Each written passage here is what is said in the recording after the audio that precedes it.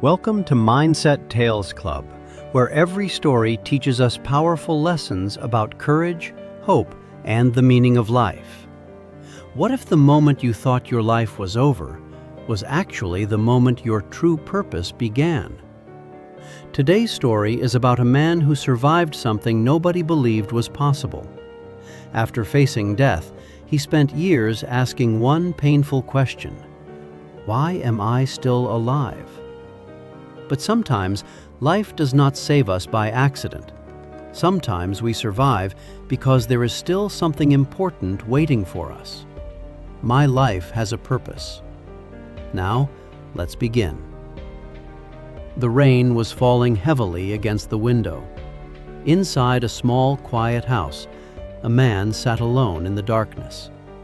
His name was Daniel Carter. He was holding an old photograph in his hands. The picture showed a younger version of himself, a happier version. In the photograph, Daniel was standing beside his parents and his little sister. Everyone was smiling. It was a picture taken before everything changed, before the accident, before the pain, before Daniel lost the person he used to be. He slowly touched the photograph and whispered, "Why did I survive?" It was a question he had asked himself thousands of times. Most people are afraid of dying, but Daniel had a different fear. He was afraid of living with the memories of the day that almost took his life. Doctors called him lucky. Rescue workers called him a miracle. People in his town called him a survivor. But Daniel did not feel lucky. He felt like someone who had been given a second chance, but did not know why. For years, he believed that surviving was the hardest part. But he was wrong. The hardest part was discovering what to do with the life he had been given. Many years earlier, Daniel was just an ordinary young man living in a small mountain town. It was a peaceful place where everyone knew each other. The kind of town where neighbors helped one another, and people still believed that kindness mattered. Daniel was not the smartest person in his class. He was not the strongest. He was not someone people expected to become successful. But he had something more valuable than talent. He had a good heart. Whenever someone needed help, Daniel was there. When a student at school was being bullied, Daniel stood beside him. When an elderly neighbor struggled to carry groceries, Daniel helped without being asked. When someone failed and felt hopeless, Daniel reminded them that failure was not the end.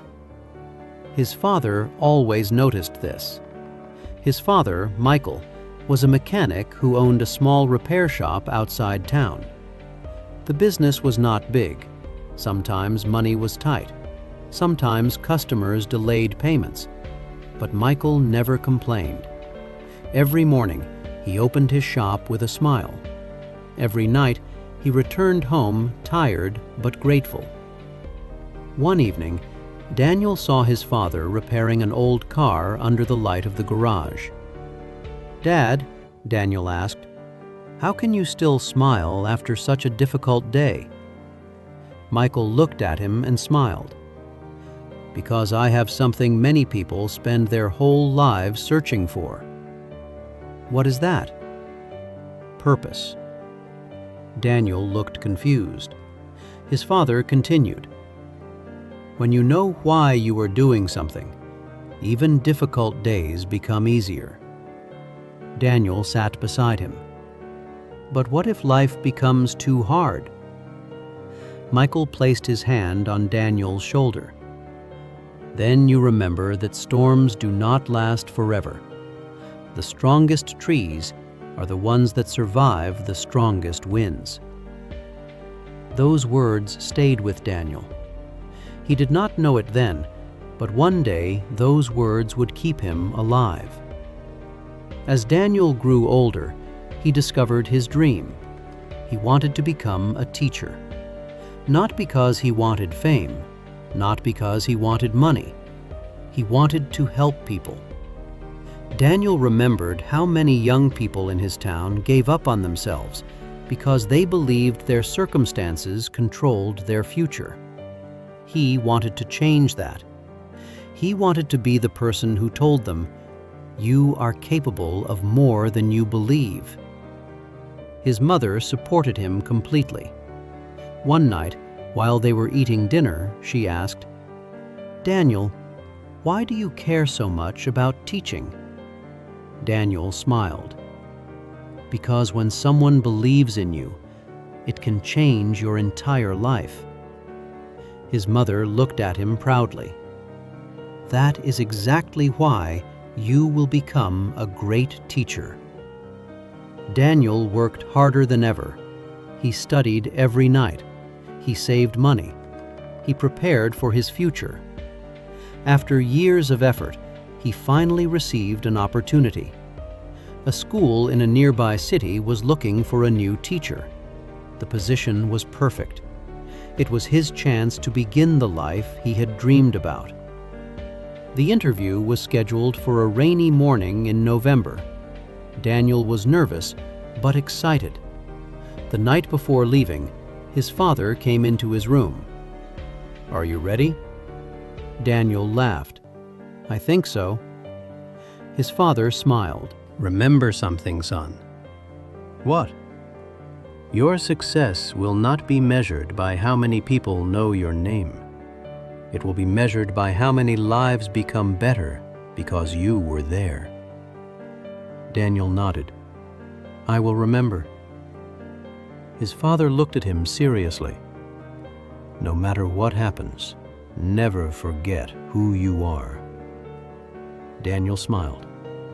"I won't." Those were the last normal words his father ever said to him. The next morning, Daniel woke up early. The sky was dark. Rain covered the roads. He packed his documents, said goodbye to his family, and walked to the bus station. His mother hugged him before he left. "Call me when you arrive." "I will," Daniel promised. His father shook his hand. "Good luck." Daniel smiled. "Thank you." He entered the bus and found a seat near the window. As the bus moved through the mountains, Daniel watched the world outside. Farmers working in the fields, children walking to school, people beginning another ordinary day. He thought about his future. He imagined himself standing in a classroom, helping students, making a difference. Everything seemed possible. Then suddenly, the bus shook violently. People looked around. The driver tried to control the vehicle. The road was covered with rainwater. The tires began to lose grip.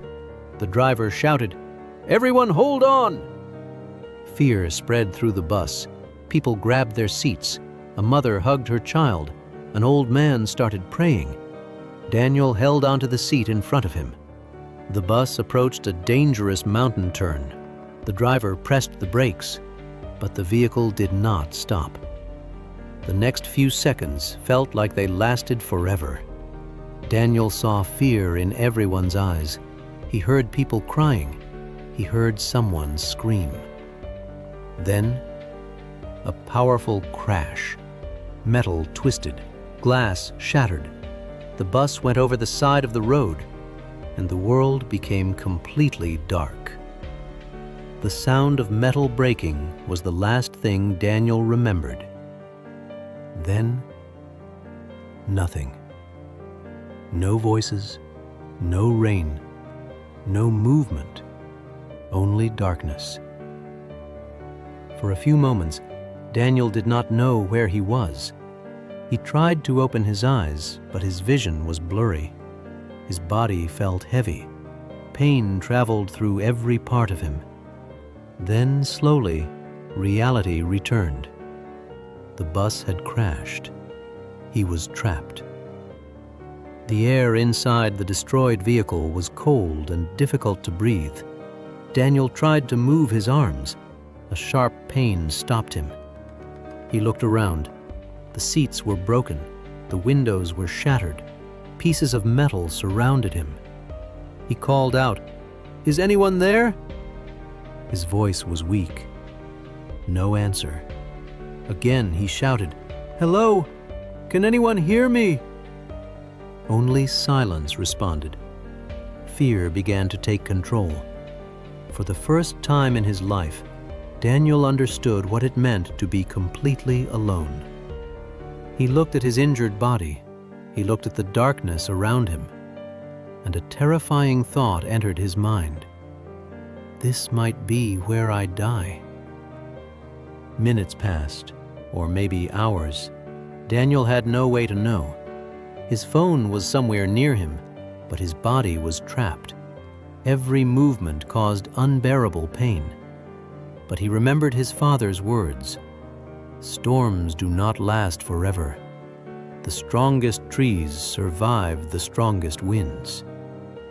Daniel closed his eyes. "No," he whispered. "I cannot give up." He started moving slowly. Every inch hurt. Every breath was painful. But he continued.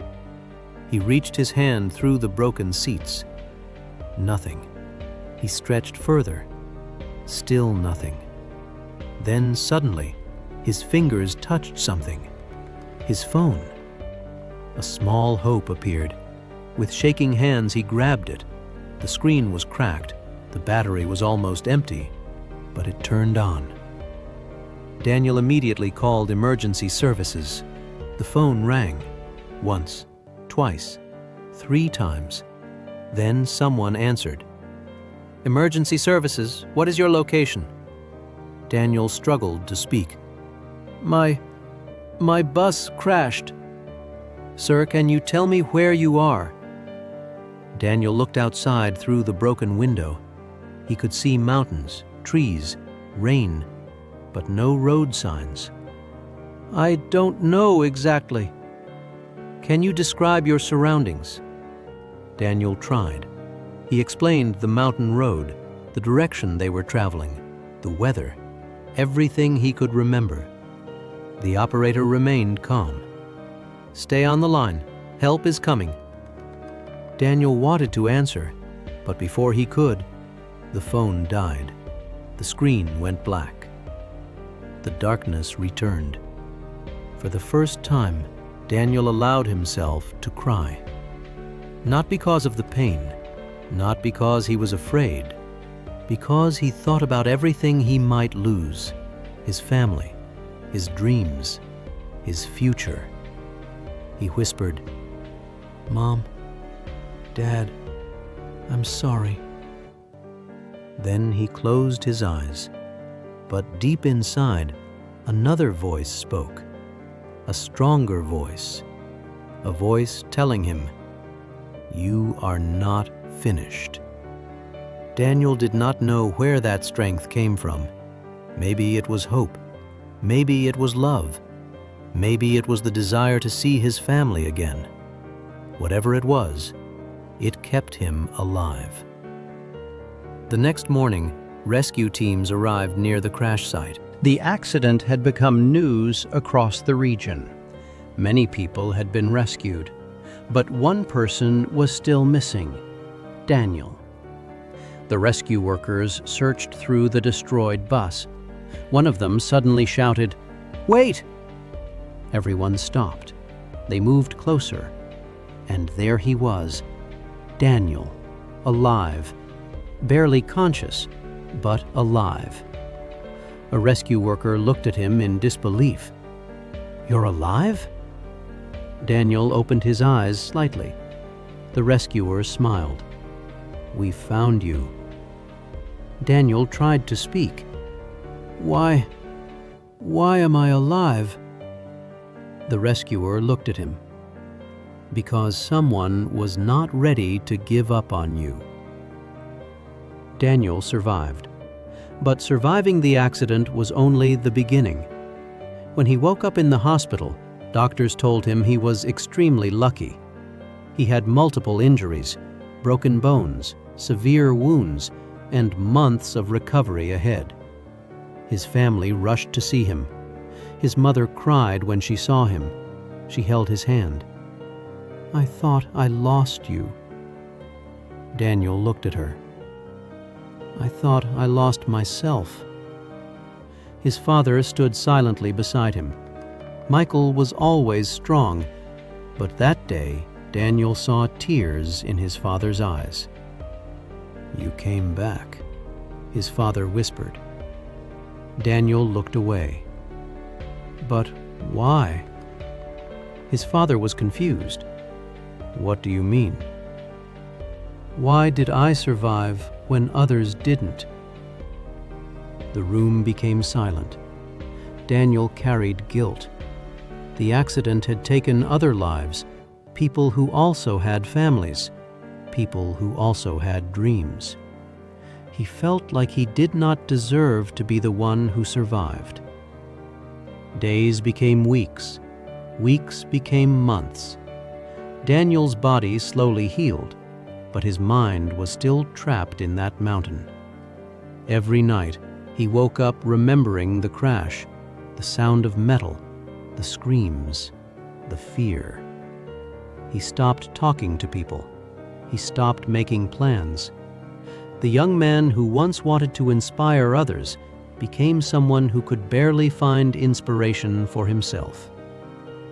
One afternoon, his father found him sitting alone outside the hospital. Michael sat beside him. "You know what I noticed?" Daniel looked at him. "What?" "You keep asking why you survived." Daniel looked down. "Because I don't understand." His father nodded. "Maybe you are asking the wrong question." Daniel looked confused. "What should I ask?" His father looked at him. "Not, why did I survive? Ask, what am I going to do with the life I was given?" Those words stayed with Daniel. After leaving the hospital, Daniel returned home. At first, life felt strange.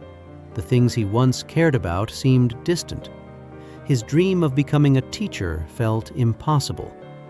He believed the accident had taken away his future. But one day, something changed. Daniel visited a school in his town. He was invited to speak to students about his experience. At first, he refused. "I'm not someone people should listen to." But the principal told him, "Sometimes the people who have suffered the most have the most important lessons to share." Daniel finally agreed.